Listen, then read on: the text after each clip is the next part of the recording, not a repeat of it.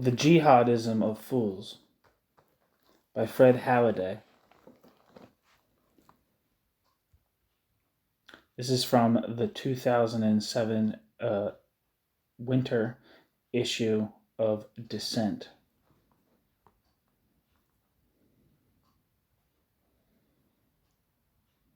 It says here that Fred Halliday teaches international relations at the London School of Economics and at IBEI, Institut Barcelona d'Estudios Internacionales.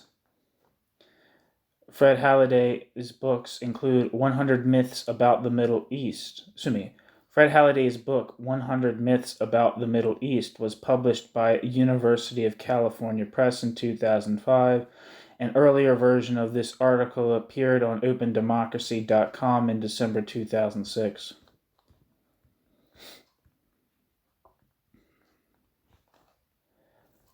Over the last few years, especially since the American invasion of Iraq in March 2003, there have been indications across the world of a growing convergence between forces of Islamist militancy on the one hand and the, quote, anti-imperialist, end quote, left on the other, leaving aside widespread, if usually unarticulated, sympathy for the attacks of September 11th, 2001, justified on the grounds that, quote, the Americans deserved it, end quote.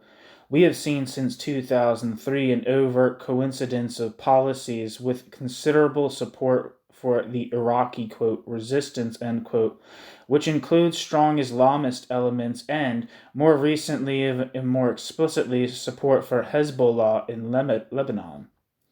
In the Middle East itself and on parts of the European far left, an overt alliance with Islamists has been established going back at least to the mass demonstrations in early 2003 that preceded the Iraq War, but also including a convergence of slogans on Palestine supporting suicide bombings and denying the legitimacy of the Israeli state.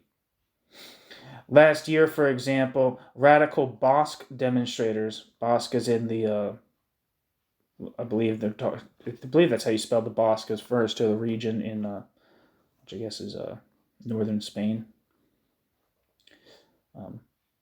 which I believe is where the bombing of Guernica, made famous by the Pablo Picasso painting, took place.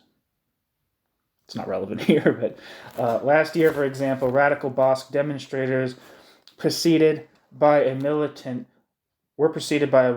militant waving a Hezbollah flag. Moreover, since most of those who opposed the U.S. action in Iraq of 2003 also opposed the war in Afghanistan in 2001, this leads, whether clearly recognized or not, to support the anti-Western Taliban armed groups now active across that country. At the same time, some far left-wing politicians in Europe have sought on issues of, quote, anti-imperialism, end quote, and of social exclusion within the West to find common cause with representatives of Islamist parties. An example of this is the welcome given by the British left, including the Mayor of London, Ken Livingstone, to the Muslim Brotherhood leader Sheikh Youssef al-Qaradawi. Don't know if I'm pronouncing that correctly. More important, of course, and separate from the support for Islamist guerrilla groups, has been alignment at the state level. Iran, for example, has received increasing support from Venezuela. Hugo Chavez has been to Tehran no less than 5 times. This partnership has been made all the easier by the shift noticeable over the past 2 decades whereby solidarity based, at least formally on class or socialist grounds, has been replaced by identity politics as the basis for political activism. Incoherently, perhaps, a new international united front is being created. This relationship of the radical left to political Islam has a long history, one that should give pause to those who now seek to form an alliance, however, quote, tactical, end quote, with Islamist movements and states. The early Bolsheviks tried to establish just such an alliance. Faced with the blocking of the proletarian revolution in Europe after 1917, the Bolsheviks turned to the anti-imperialist and sometimes Islamic forces then active in Asia. The first state in the world to recognize the Bolshevik Revolution was the monarchy of Afghanistan, then locked in a conflict with the British. As a result, Lenin gave instructions that Soviet Russia must pay, quote, particular attention, end quote, to the needs of the Afghan people, a piece of advice that was to have ironic but momentous consequences in 1979 when the Soviet leadership, against the better judgment of many of the Soviet leadership's experts and leading members, sent a military force to protect the embattled Afghan regime of the People's Democratic Party. Even in the years after 1945, Soviet strategists sought to find a, quote, national democratic, end quote, content in Islam, interpreting its stress on equality, charity, sharing of property, and not least struggle, that is, jihad, as early forms of communism. While some Soviet Orientalists portrayed the Prophet Muhammad as the agent of commercial capitalism, other Marxist writers, notably the French specialist Maxime Rodinson, drew a more positive portrait, even if he later admitted that his admiration for Muhammad derived in part from the similarities he saw between Muhammad and Stalin. Soviet foreign policy presented the Soviet Muslim republics of Central Asia as a model for third world development, including in this the proclamation of women's education and participation in public life and the teaching in schools of a socialist interpretation of Islam. These practices were held up as a model when third world Muslim countries, particularly Afghanistan and South Yemen, the erstwhile People's Democratic Republic of Yemen, were under Soviet influence. This sympathy and search for tactical alliances were, however, long overshadowed by another trend, that of confrontation and struggle between communism and socialism on the one side, and Islamism and organized Islam on the other. In the 1920s and 1930s, the Bolsheviks found themselves facing widespread religious and tribal opposition in Central Asia and sought to destroy the social bases of organized religion, above all by emancipating women, whom they saw in this social context as a revolutionary alternative to the largely absent working class. See the marvelous book by Gregory Massel, The Surrogate Proletariat. The term used to denounce the Islamist rebels in the 1920s, Basmachi, Basmachi, giving my best guess at that, was later recycled to refer to the Mujahideen in the Afghan War of the 1980s.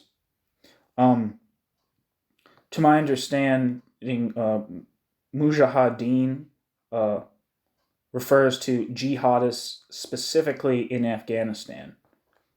So, jihadists elsewhere are just called jihadists. Mujahideen is specifically Afghan jihadists, but I'm not sure. Don't quote me on that. From the other side, the nationalist fascist insurgents in Spain recruited tens of thousands of Arab soldiers, claiming that Catholicism and Islam were equally threatened by the, quote, godless forces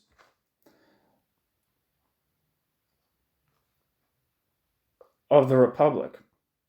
In the early 1960s, faced with the rise of, quote, Arab socialism, end quote, in Egypt, and with the publication in May 1962 of an Arab, quote, national charter, end quote, the Saudis, supported by the United States, replied with their own, quote, Islamic charter, in which they denounced, quote, false nationalism based on atheistic doctrine, end quote, and with the offer of Saudi money, called on Arabs and Muslims to reject the message emanating from Cairo.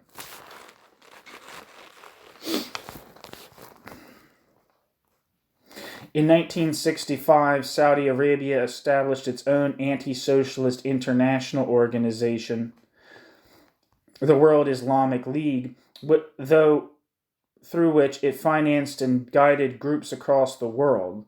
The League is still active, not least among Muslim immigrants in Western Europe, and symptomatically perhaps maintains a large building in the center of Brussels.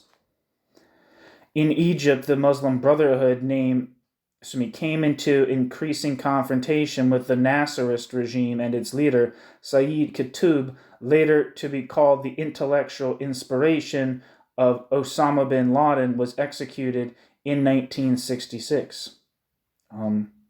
Sayyid Qutb being one of the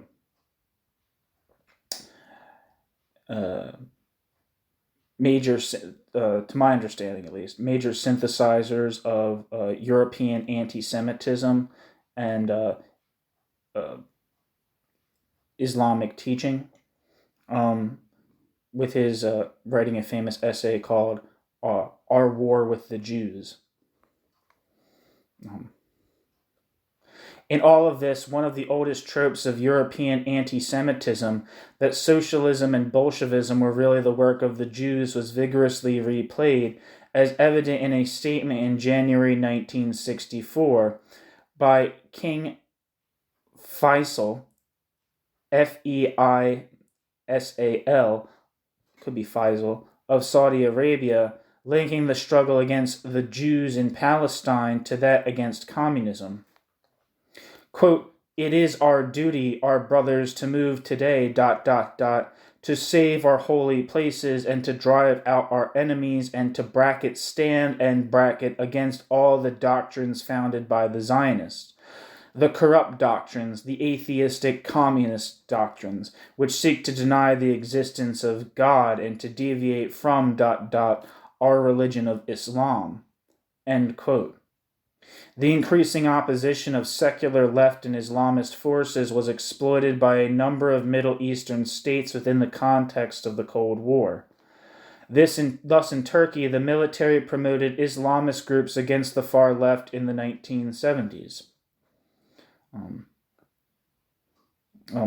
Referring to an earlier period, people should read Lauren Goldner's piece on the Bolshevik relationship in the early 1920s to Turkey on anti-imperialist grounds, while the government of Turkey was simultaneously harshly repressing its radical left. So you should check out that essay if you're interested in this topic. And obviously Ataturk's Turkey was not was secular, to my understanding at least, and it makes sense that they would have to promote Islamist groups and not the state to handle the far left in the 1970s. In Syria, opponents of the Ba'athist regime encouraged a Muslim Brotherhood uprising in 1982. In Algeria, the rise of the Islamic Salvation Front, or FIS, in the 1980s was encouraged by a faction of the ruling National Liberation Front, the FLN. Hence the observation that the Islamic Salvation Front was the son, in French, le fils, of the FLN. Even in Israel, the occupation authorities in the 1970s, seeking to undermine the secular institutions of al-Fatah, allowed Islamist groups, including those that later founded Hamas, to open education centers and universities, and permitted funds to be transferred from the World Islamic League. Elsewhere, Islamists took matters into their own hands, as in Morocco, where in December 1975, radical Islamists killed the leader of the Socialist Party, the USFP. Those associated with the killing are now working within the Party of Justice and Development, the legal Islamist organization that is expected to score a major advance in the elections scheduled for this spring. Again, this is from 2007. Even more relevant to the situation today is the early record of Hezbollah, which in its bid to establish itself as the dominant force within the Lebanese Shiite community, not only engaged in a fierce attack on a rival, more moderate group, Amal, but also assassinated a number of left-wing Lebanese politicians and writers who stood in its way. The campaign against the left was accompanied by one against writers of a liberal, secular, or simply independent-minded stamp. In Egypt, Islamists launched a wave of terror against intellectuals accused of betraying Islam. The secularist academic Faraj Fouda was killed in 1992.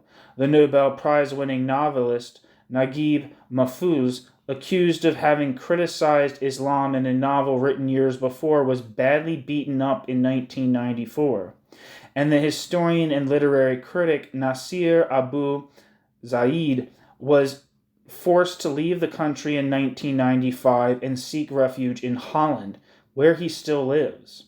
Most famously of all was the death sentence and the general incitement to murder pronounced in February 1989 by the Iranian leader Ayatollah Ruhollah Khomeini against the writer Salman Rushdie, a move that certainly encouraged the murderers of Egypt, but was also replicated in a campaign in Bangladesh against the writer Taslim Nasrin, after which she was forced to leave the country.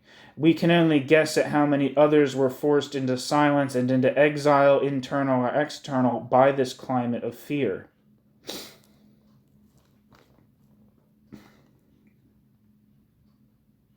The mobilization of Islamism against the left was, however, most evident in 4 other countries.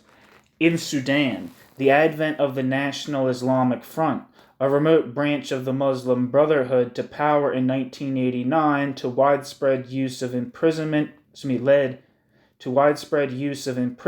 torture, and execution against secular and left opponents. The NIF, National Islamic Front, indeed modeled itself on a Leninist party and sought, while crushing the communists in Sudan, to follow the revolutionary policy of exporting revolution to Egypt, Tunisia, Algeria, and Eritrea, among other places. In this, it was assisted from 1990 to 1996 by its distinguished internationalist guest, Osama bin Laden.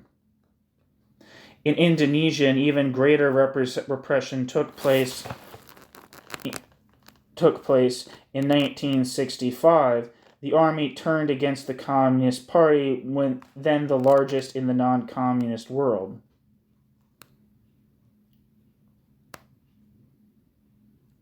One moment, please.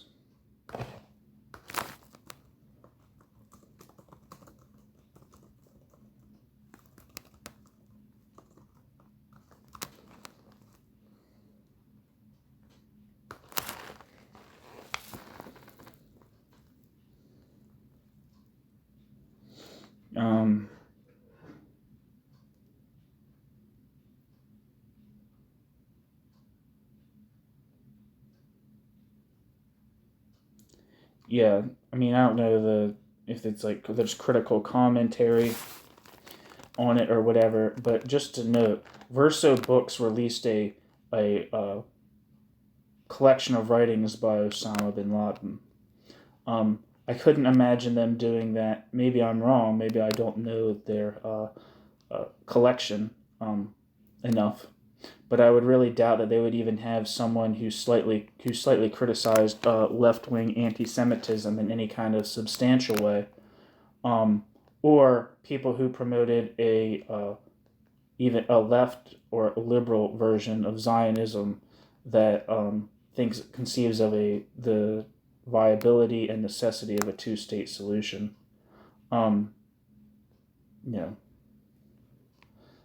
Just to give you an idea of kind of like,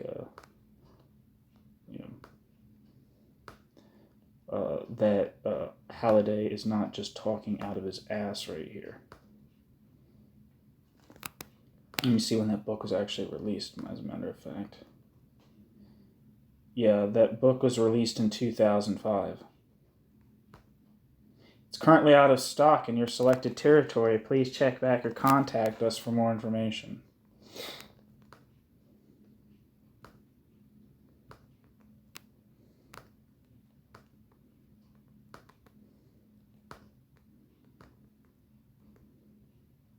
Back to the text. So in Indonesia, an even greater repression took place when, in 1965, the army turned against the Communist Party, then the largest in the non-communist world. As a side note, I highly recommend the film Act of Killing. I believe that's what it's called.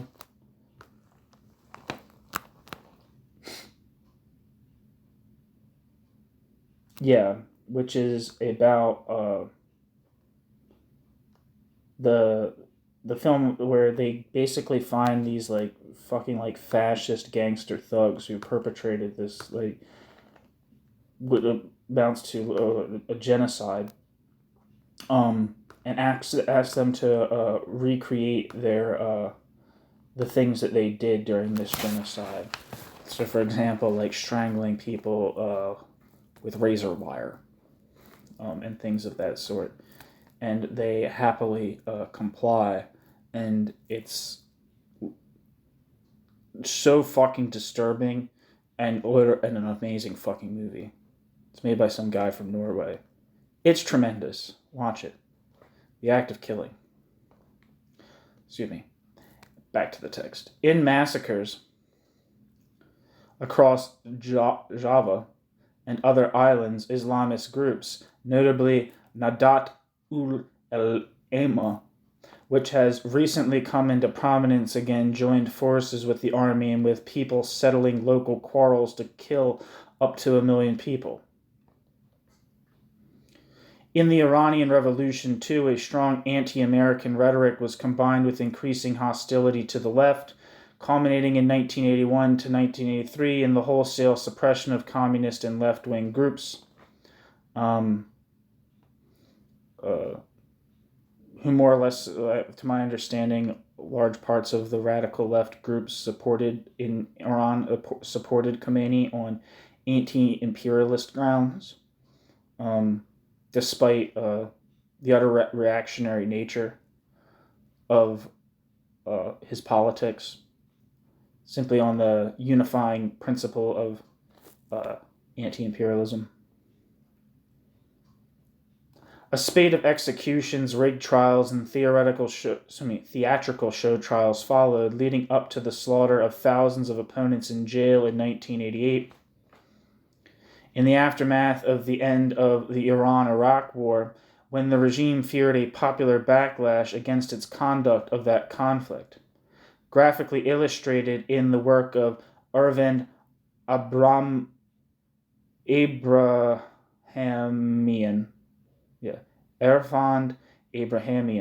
Tortured Confessions. This purge was orchestrated by the Revolutionary Guards, the organization from which President Mahmoud Ahmadinejad and his close associates have recently emerged. Several anti-imperialist groups met with Mahmoud Ahmadinejad. Okay, I'm going to say I believe this because I might be saying it wrong. I don't want to promote things wrong. But I believe there was a meeting of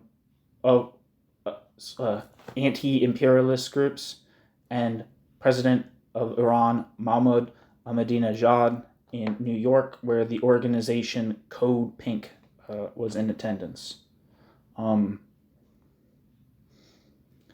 Yes.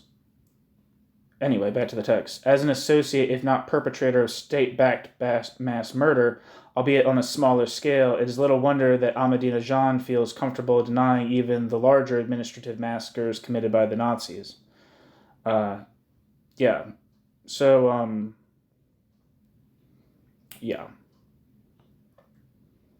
I would recommend looking into that meeting if you're curious, of the rather comfortable way that certain segments of the anti-imperialist left totally condone anti-Semitism if that anti-Semitism is concurrently anti-Western. which anti-Semitism, by the way, often is.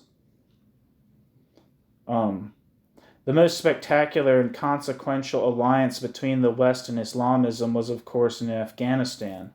Here, in the largest covert operation ever run by the CIA, the United States, with the help from Saudi Arabia and Pakistan, mobilized Islamist forces throughout the 1980s against the government of the People's Democratic Party and the Soviet forces that came to rescue the People's Democratic Party in December 1979. It was in Afghanistan that bin Laden organized his army of militant jihadis from around the world. Yeah, that's what I was saying before, the jihadis being from around the world and not just from Afghanistan. And developed the ideology of international struggle that later came to fruition on September 11th, 2001. Those who backed the Afghan Islamists in the 1980s seem to have been totally insouciant as to the latter consequences of their actions. Yet the Afghan war was to the world of the 21st century what the Spanish Civil War was to the Second World War, the devil's kitchen in which all the brews that later poisoned the globe were first prepared. To this history of jihad against the left, over many decades must be added one further fact, namely the deep differences that should separate any conceivable program of the radical left from that of Islamist parties. Whether on the rights of women, on secularism, on free speech, the two political currents are radically opposed. They espouse what should be incompatible positions. So too are they opposed on another issue, the complete absence from the Islamist program of any inclusive internationalism. Instead, while appealing to the community or ummah of Muslims, the Islamists, be they Al-Qaeda or Hezbollah, appeal only to particular communities and pour out the venom of an unrelenting chauvinism toward non-believers, Jews, and even toward Muslims of a different sect than their own. Their rhetoric against Jews far exceeds anything of which the earlier generation of secular Palestinian nationalists was capable. Few today seem to recall the remark of the German socialist leader August Bebel that anti-Semitism, quote, is the socialism of fools, end quote. Presumably those on the left today who ally with Islamists do so by reference to some concept of false consciousness. It is open to question, however, whose consciousness is the most mistaken.